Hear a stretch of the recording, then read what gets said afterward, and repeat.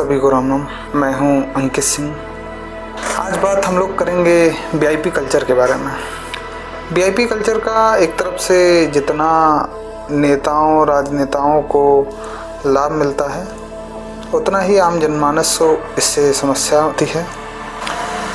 जितना ये लोग इसका लाभ लेते हैं उतना ही आम जनमानस इससे परेशान रहता है, क्योंकि जब कोई वीआईपी रोड पर निकलता है तो जाहिर सी बात है कि रोड जाम और जो ट्रैफिक होता है वो डाइवर्ट किया जाता है, जिससे जाम की समस्या आमतौर पर देखने को मिलती है। बहुत से मरीज़ होते हैं या बहुत से ऐसे लोग होते हैं जो कहीं आवश्यक कार्य से जाते होते हैं, वो भी जाम का कभी ना कभी शिकार अवश्य होते हैं। तो सरकार ने वीआईपी कल्चर को ख़त्म करने के लिए कई एक कदम उठाए, जैसे कि पहले लाल बत्ती में चलने का प्रावधान था।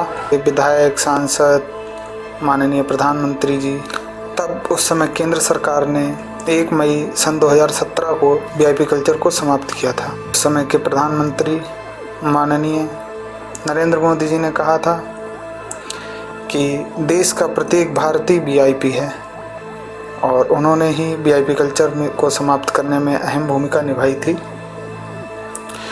उसके बाद लाल बत्ती का चाल चलन समाप्त हुआ। वीआईपी कल्चर ख़त्म होने से बहुत से ऐसे फ़ायदे हुए, जैसे कि व्यक्ति पहले नेताओं वगैरह से मिलने में झिझकता था और एक अलग सी भावना उसे प्रतीत होती रहती थी, क्योंकि उस समय जब लाल बत्ती में नेता लोग चलते थे तो व्यक्ति उनसे खुल के अपनी बात भी नहीं कह पाता था। लोगों में एक अलग सी झिझक सी रहती थी, क्योंकि वो उनसे अलग, और वीआईपी कल्चर से आम जनमानस को तो घबराहट ही होती है, क्योंकि व्यक्ति उनमें तो ढला हुआ होता नहीं है। जब से वीआईपी कल्चर ख़त्म हुआ तब से लोगों में मेल मिलाप बढ़ा, उसके कई एक फ़ायदे देखने को मिले।